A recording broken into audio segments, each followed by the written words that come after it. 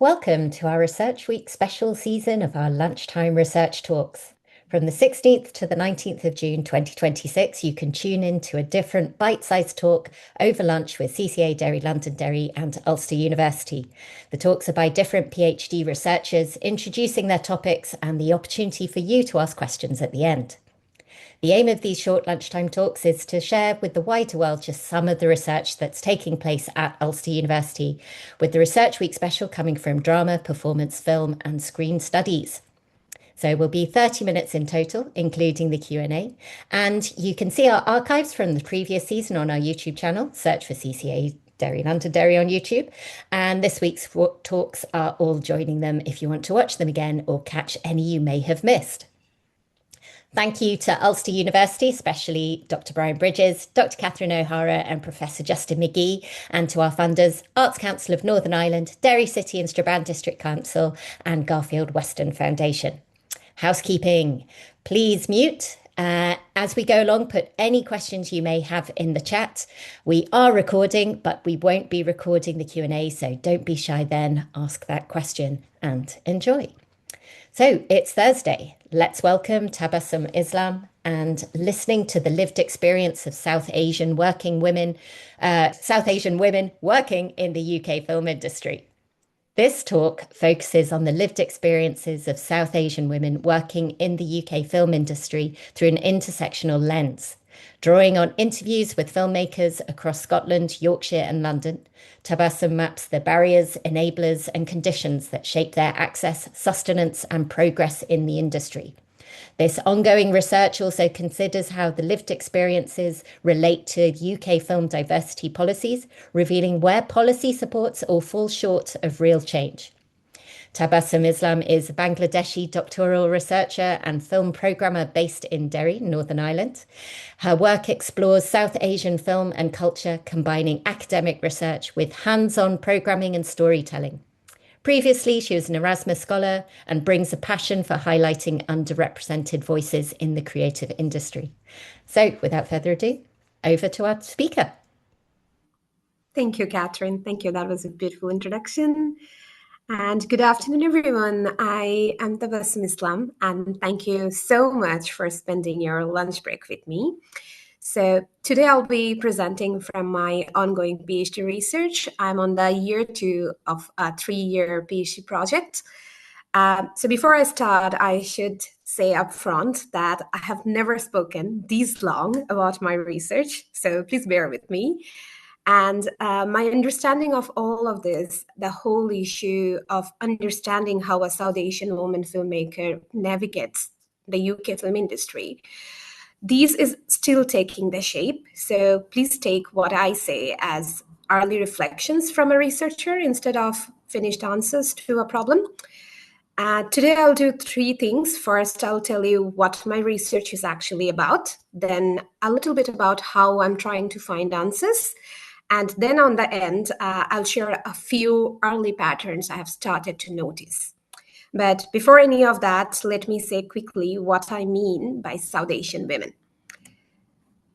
Broadly, South Asia is the former Indian subcontinent. It's a region whose borders were actually drawn by the British Empire. Depending on who you ask, these can include India, Pakistan, Bangladesh, Sri Lanka, and sometimes a few more countries. So if you came hoping for a tidy map, I'm afraid I can't really help you. Just to give you a sense of scale, across the UK, around 4.3 million people today are South Asians. In Scotland, 100,000 people have roots in South Asia. And here in Northern Ireland, the South Asian presence is far smaller, only around 10,000.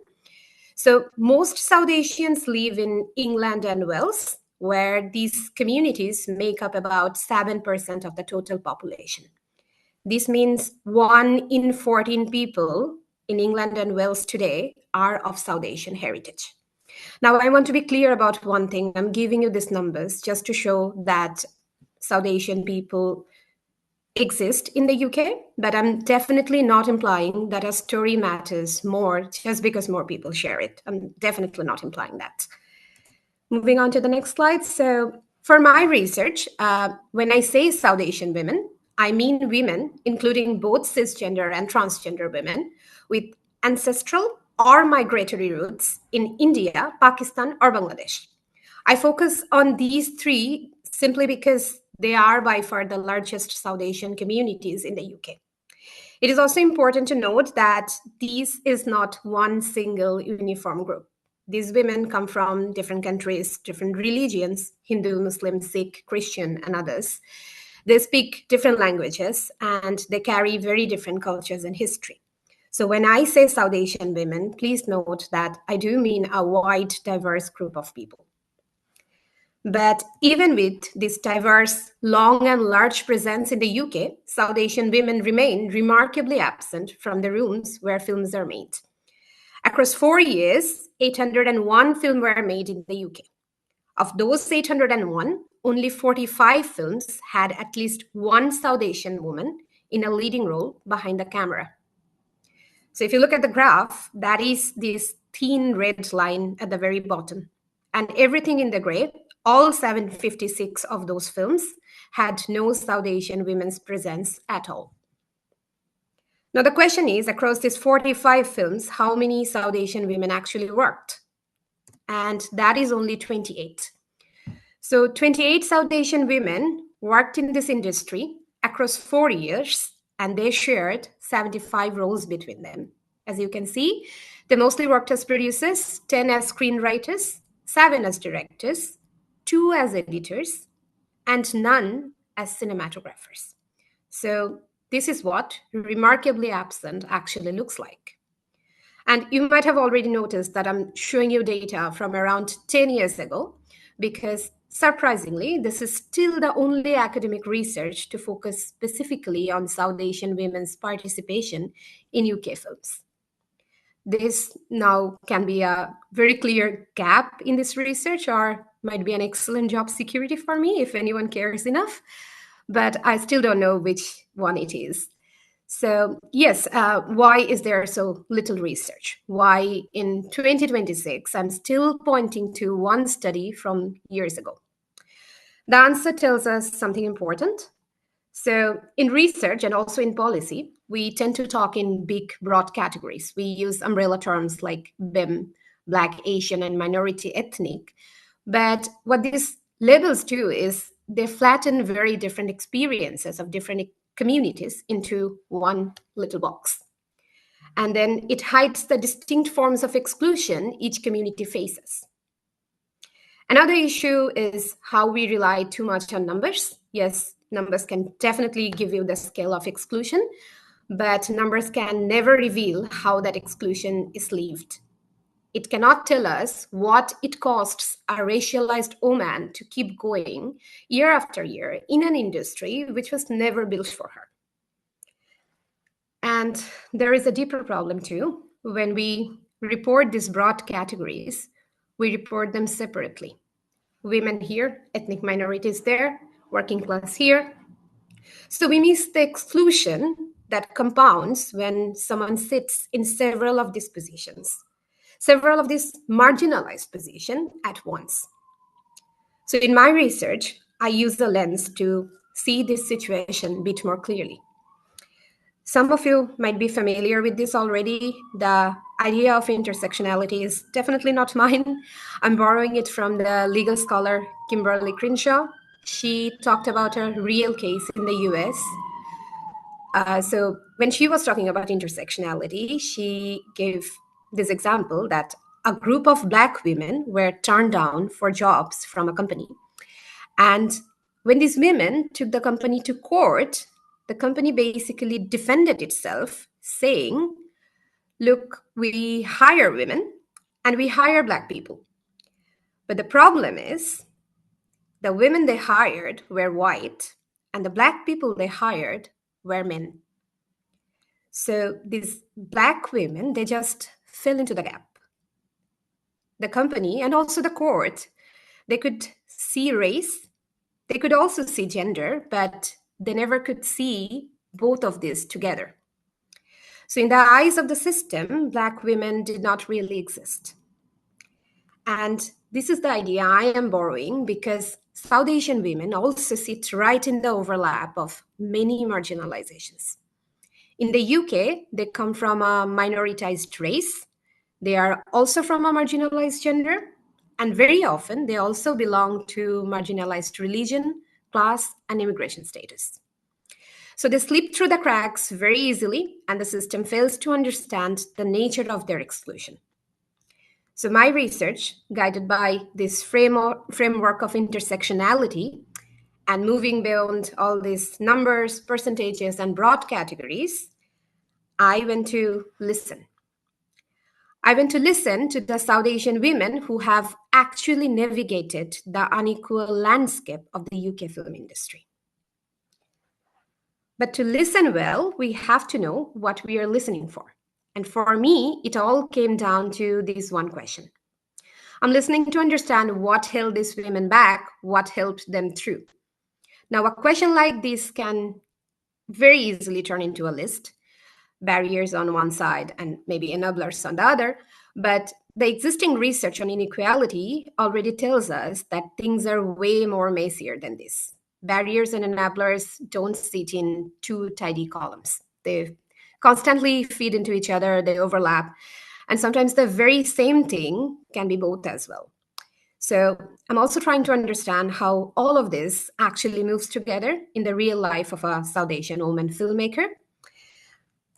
Now, I can't name the woman I'm listening to or share anything that identifies them. They have taken part in my research voluntarily, given their time and trust so generously. And being a researcher, I don't take that lightly, even for a moment. What I can tell you is the shape of who they are. So over the last 2 years, I have interviewed 25 South Asian women working across the UK film industry as directors, producers, and writers. I am focusing specifically on these three roles, partly because I have only 3 years to complete this research, and primarily because these roles usually have maximum creative control in a film set. But beyond that, I tried to keep the group as varied as I could. So I spoke to women at different career stages. I spoke to women from different communities, different migration statuses. As I said earlier, South Asian women are not a monolithic group, and I wanted these conversations to hold that range. Also, I leaned more towards independent filmmakers because research and public discussion usually circle the same big budget films like Bend It Like Beckham or Monsoon Wedding. And I also leaned towards women who have been active in roughly the last 10 years because the past decade has been such a particular time for the industry and the whole wide world.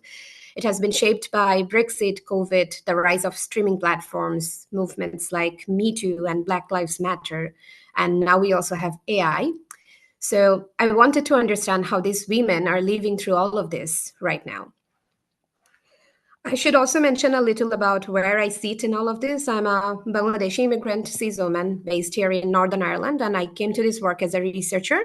So in some ways, I'm an insider to these communities, and that was helpful because I speak some of the languages. I'm familiar with many of the cultures and norms these women were describing.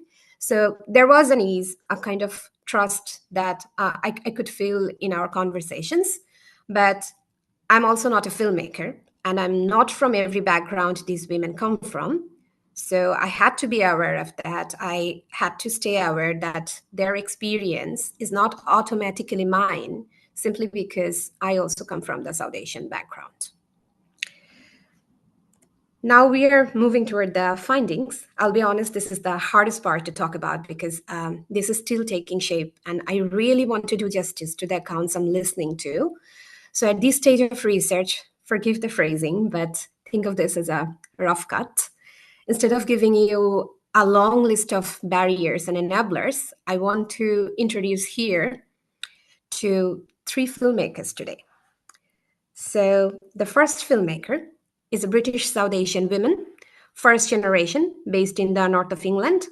And to get into this industry at all, she first had to leave her family due to differences in culture and faith. Then, with loans and scholarship, she studied at a film school, one of the well-regarded ones, but there she found herself pretty much alone. She was often the only woman of color in the room, surrounded by white middle-class peers who already had industry contacts. There she was also being taught a very European, very masculine idea of filmmaking, which never matched with the films she wanted to make. After graduation, with almost no networks and no generational wealth, the only way in for her was to support herself. So she was surviving on non-creative work in the film industry while making short films with her own savings for 10 years.